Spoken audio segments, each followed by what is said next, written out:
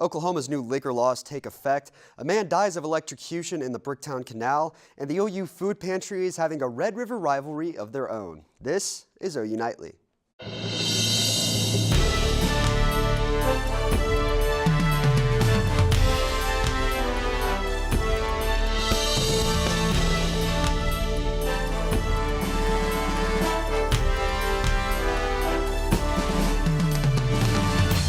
Thank you for joining us for OU Nightly. I'm Ashley Eddy. And I'm Sam Brown. History is being made in Oklahoma today. Strong beer and wine are for sale for the first time in grocery and convenience stores. And it can be sold cold. OU Nightly's Shereen Hashem shows us how local grocers stocked up. That's right. Today, October 1st, is the first day for grocery stores such as Homeland to be able to sell High Point beer and wine in stores. Wine bottles were beautifully stacked. Strong beer was chilled to the perfect temperature. At midnight, almost 2 years after Oklahomans approved the biggest change to liquor laws in decades, Oklahomans began a new era. Today, grocery and convenience stores in the metro have High Point alcohol, just like liquor stores.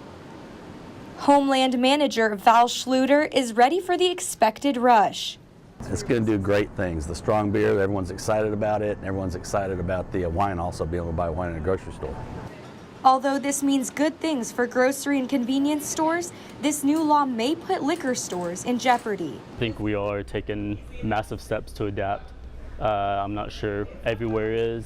And yeah, I think we're making the steps we need to make to adapt and change to it. Grocery stores have stocked up on beer and wine long before now in anticipation of the big day.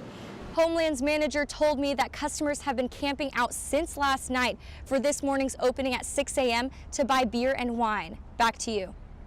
Oklahoma voters approved the change of the liquor laws in 2016. Before then, only 3.2% beer could be sold cold in the state, and strong beer was only available in liquor stores. One man is dead and another critically injured after an accident involving an electric wire at Oklahoma City's Bricktown Canal. The man who died fell into the canal and tried to pull himself out by grabbing a small light fixture. The fixture broke and electrocuted him. The other man attempted to jump into the water and save the first man. He also suffered electric shock. The names of the men have not yet been released, and officials say they did not know each other. Well, it's the first day of October, but it sure doesn't feel like it. Andria Myers joins us now with a first look at weather. Andrea, is there any chance of cooler weather coming soon? Yeah, guys, it's definitely been a warm start this October. We're seeing highs in the upper 80s for the next couple of days, while our normal is in the upper 60s. So again, we're off to a very warm start this October. As for current temperatures, we're seeing upper 70s to mid 80s across the state, even up to 90 up there in Guyman. So we're staying warm and dry for the next couple of days, and we'll have more on chances for rain in a minute. For now, we're going to talk about the start to October. Still feeling like summer outside. We've got a cold front moving through later this weekend that we'll keep you guys updated on after the break. Back to you guys. All right, thank you, Andrea. A Norman Public Schools field trip ended when a bus full of fifth graders was in a rollover crash on Saturday.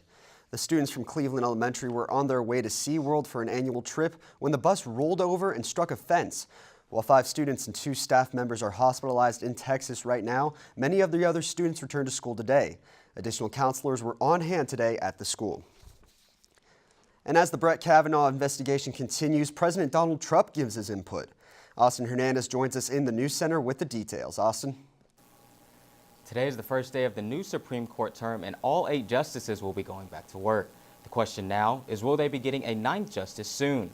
As FBI investigations begin to take place, President Donald Trump says he wants a comprehensive but quick investigation on Brett Kavanaugh. Trump also went on to say the FBI should interview who they want within reason. The FBI says the investigation is expected to include interviews with several people who Christine Blasey Ford said were present at the party when she was sexually assaulted.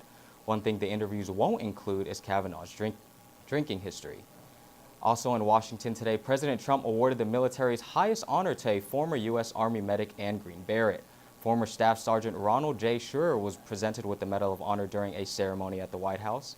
He was awarded for saving soldiers' lives during battle in Afghanistan back in 2008. Schurer was working as a part of Special Operations Task Force 33 during an operation when his unit came under enemy fire. President Trump said it was a proud and special day for those of us here in the White House. Canada agreed to sign the trade deal between the United States and Mexico just hours before the midnight deadline. U.S. and Canadian governments agreed to a deal that would allow U.S. farmers greater access to Canada's dairy market.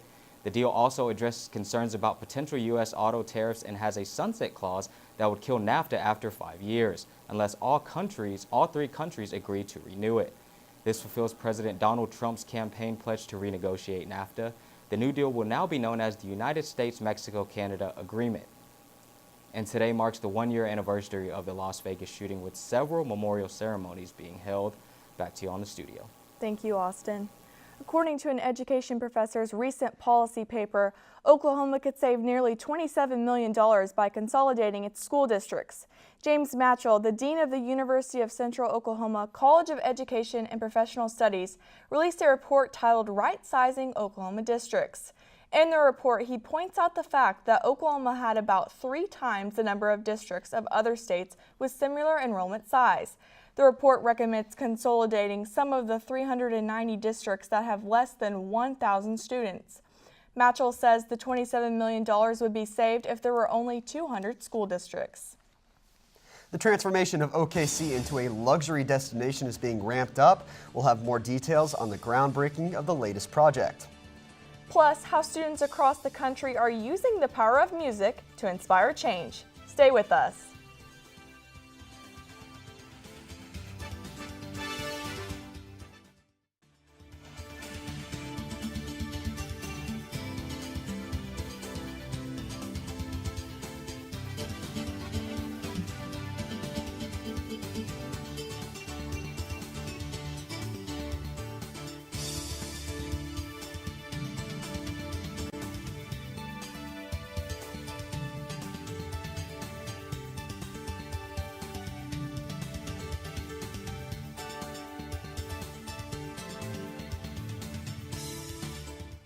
Welcome back. Oklahoma City is growing again with the groundbreaking of a new high-dollar hotel.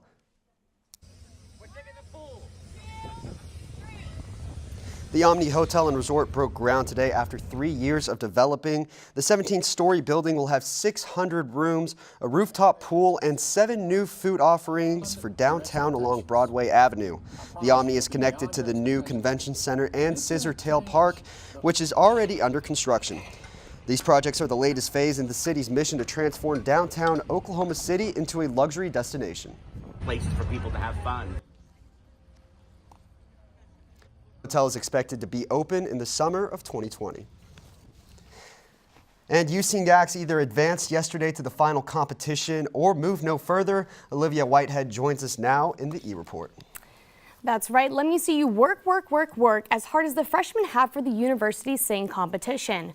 Since the second week of school, freshmen in various organizations have been preparing their theatrical routines for the USing competition. Yesterday, each act performed in the cast auditions, leaving 7 of the 11 acts moving on to the final competition next month. The final performances will take place November 15th through the 17th, and tickets will go on sale October 15th. And if you can't stop this feeling of performing, you don't have to. Registration for Sooner Scandals 2019 are now open. Scandals follows the USing format as a musical review composed of 7 Broadway-style acts, but is open to all classes of students. Student groups who wish to showcase their theatrical creativity have until October 15th to register. And OU students aren't the only ones hitting a high note this year. A new album titled Raise Your Voice is being released this Friday, featuring songs from students across the country in response to gun violence. Days following the shooting at Marjory Stoneman Douglas High School, a pair of students began composing the song Shine. A lot of the inspiration was just because Andrea and I really didn't know how to express ourselves and how to pour all of our emotions into something. I just want people to have hope when they listen to it, because that's really all we need. We need hope, and music is such an amazing outlet to get that hope from because it's so universal. Shine is the lead-off track in the album, accompanied by 10 other songs from various students. The album releases Friday, October 5th, with proceeds going to the Everytown for Gun Safety nonprofit. Now, I don't know about you guys, but I'm really looking forward to hearing this album. It's not every day you have students coming together to create music for a good cause. Yeah, absolutely. You're right about that. I mean, that's an incredible cause. Music is a great expression. That's Exactly, awesome. and the students being able to express themselves in that way and having the courage to step out in that way and just kind of have a voice is something you don't see a lot. So that's pretty incredible. Thank you, Olivia. Residents of Cross Neighborhood came together to voice their concerns in a petition. Now, the response from management. And Andria Myers has a look at your temperatures for the rest of the week. Yeah, guys, we're taking a look at these SkyTrack cams. Looks like it's going to be beautiful weather. More after the break.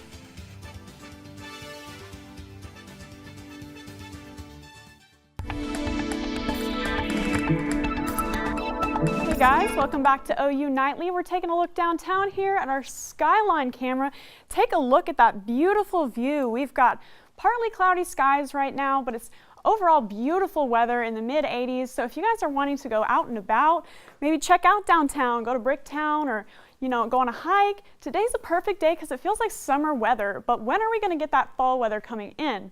Let's take a look here at our radar forecast. So right here, we have Tropical Storm Rosa, and that's moving up into Phoenix, Arizona. And we also have this cold front that's beginning to make its way down into Oklahoma. Now, here in Oklahoma, we've got hot and dry air and all that energy, plus all this moisture coming down out of the north and the moisture from Rosa are all going to move through into Oklahoma, and that's going to give us a chance over the weekend for maybe some storms, maybe some rain, so we're going to keep an eye on that. Our main impact right now may be flooding, so again, we'll keep you updated on that. Now for our lows tonight, we're seeing lows in the low 70s across the state, even hitting 66 here in Guyman. We are above normal for this time of year though, and we've got these southerly winds coming up into our part of the state, bringing that warm, moist air up from the Gulf into Oklahoma. So that's going to keep us warmer than normal for tonight. Now for our day planner, we've got 70 degrees by 8 a.m. when you're leaving for work, and we're going to make our way up to 83 degrees by 5 p.m. Partly cloudy skies, so beautiful weather for tomorrow for work. Now for our highs tomorrow, we're going to be back in the mid 80s across the state with those southerly winds, again, keeping us nice and warm. And then for our 2-day forecast, we're going to be at 84 Tuesday, warming up to 86 by Wednesday. And then we're going to get that cold front moving through Saturday and Sunday. So we'll keep an eye on that for you guys, but it's not looking too much like our typical October weather right yet. Well, thank you, Andrea. Yeah, looks like that weather is going to stick around in the 80s. And the troubles for Cross Neighborhood have no end in sight, and residents still have little to no answers. After submitting a petition over a week ago, property management company for Cross Neighborhood, Balfour Beatty, has issued a response. Abigail Louder, one of the residents who helped draft the petition, said she was very underwhelmed with Balfour's response. They've sent out a general email tackling some of the points that were in the petition, but by no means all. And the response was just that, a community response in general, and nothing to the writers of the petition. The university has not issued an official response, and the proposed deadline to address the petition is Wednesday. Well, the Sooners won big against the Bears this weekend, thanks largely in particular to a little quarterback. Tevis Hillis is here with more on Kyler Murray's record-setting day. The Sooners QB had a dazzling game against the Baylor Bears, which puts him down for the most touchdowns in a game. And the guy who also holds that record has his first career start in the NFL this weekend. Sports, straight ahead.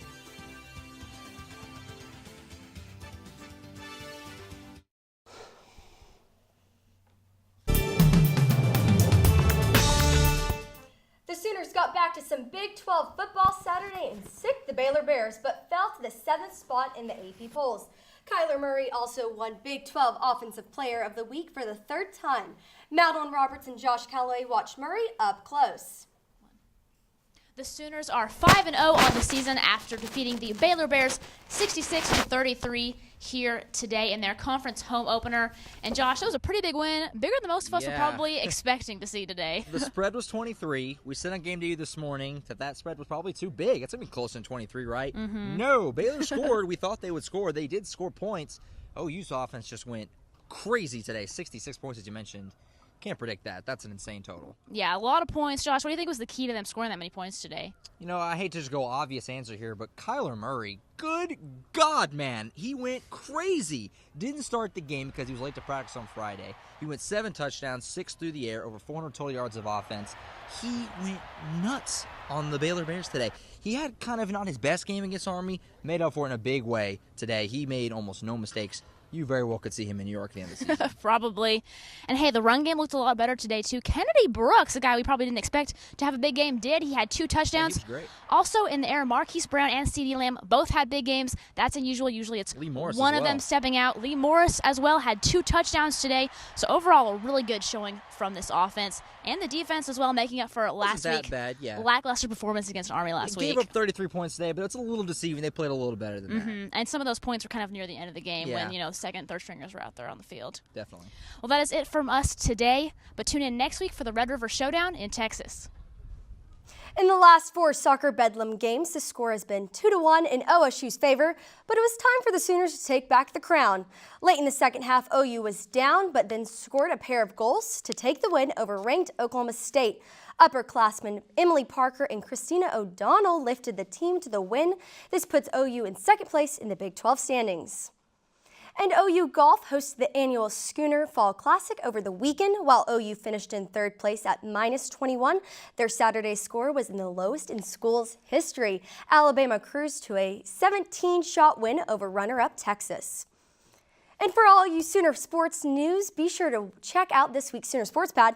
Lauren, it looks like you ladies have a special night on the show. It sure does, Tevis. Of course, we'll be looking ahead to OU Texas.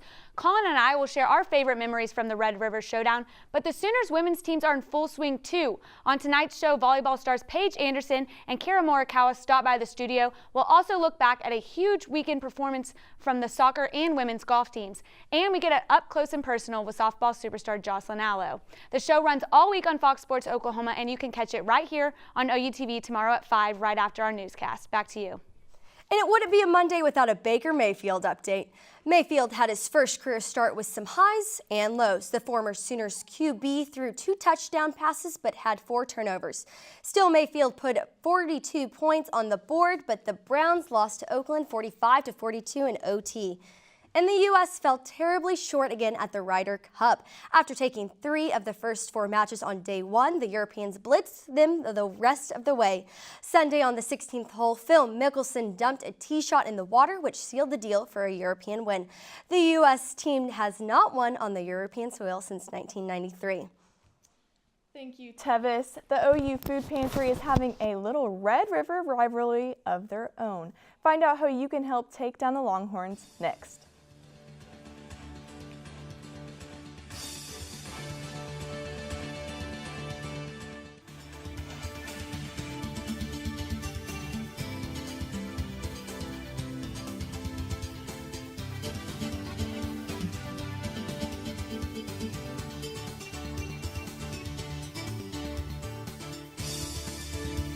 I'm Mackenzie Gladney at the OU Nightly Update Desk.